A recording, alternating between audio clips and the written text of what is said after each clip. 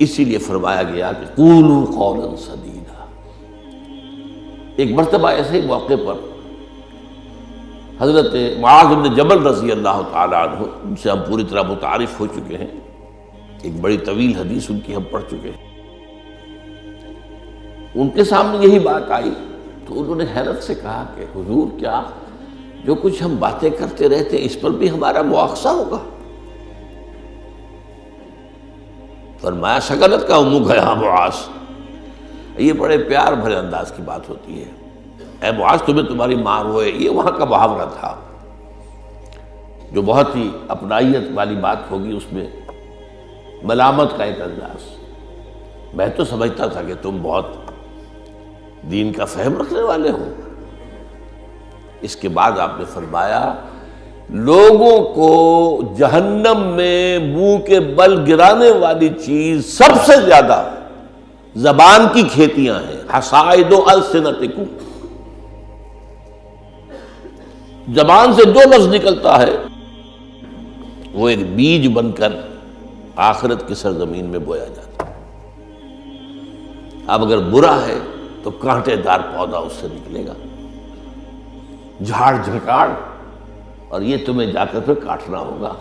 قیامت کے اندر۔ حصائد اس کو کہتے ہیں کھیتی کا کاٹنا جو ہوتا ہے، حب الحصید۔ دو قسم کی نباتات زمین پر ہیں،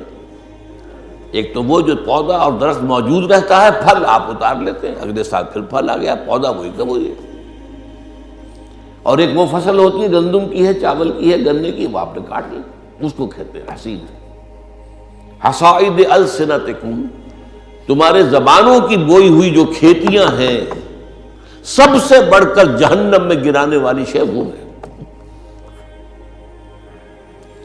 اسی میں بلکہ ایک ذرا اور حدیث بھی ہے، ذرا اس میں حیا کا پہلو مانے ہوتا ہے بیان کرنے میں، لیکن حدیث نبوی ہے، حکمت کا بہت بڑا خزانہ ہے۔ آپ نے فرمایا مسلمانوں مجھے تم دو باتوں کی ضمانت دے دو کہ تمہارے دو عضو جو بہت ہی چھوٹے چھوٹے سے، ان کا غلط استعمال نہیں ہوگا، جنت کی ضمانت میں دیتا ہوں۔ اب دیکھیے کوئی 2 من وزن ہے، 1.5 من ہے، 2 من سے بھی زائد ہے، اب اس میں دو عضو ہیں، ایک زبان اور ایک شرمگاہ،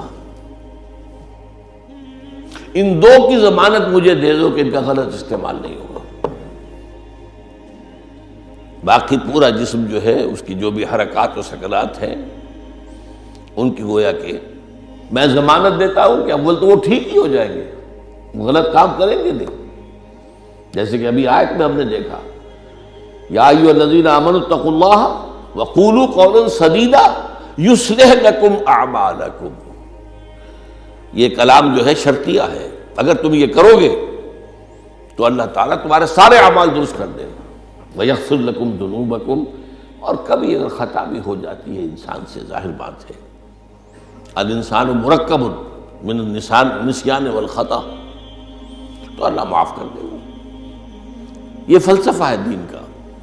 آپ کا رخ جو ہے سیدھا ہے، آپ صراط مستقیم پر چل رہے ہیں، یہ چلنے میں کہیں پاؤں پھسل گیا، گر گئے، پھر فوراً اٹھے پھر چلے تو اللہ معاف فرماتا ہے ان چیزوں کو۔ لیکن زندگی کا رخ ہی ٹیڑھا ہو گیا، اب تو معاملہ بالکل برعکس ہو گیا، اب تو جو قدم اٹھ رہا ہے وہ غلط رخ پر جا رہے ہیں، جتنا آگے بڑھیں گے صراط مستقیم سے اتنا ہی دور ہوتے جائیں گے۔ رخ سیدھا رہے، اللہ کے احکام اور اس کے رسول کی سنت، اس پر رخ پہ آدمی چل رہا ہے۔ جو اللہ چاہتا ہے،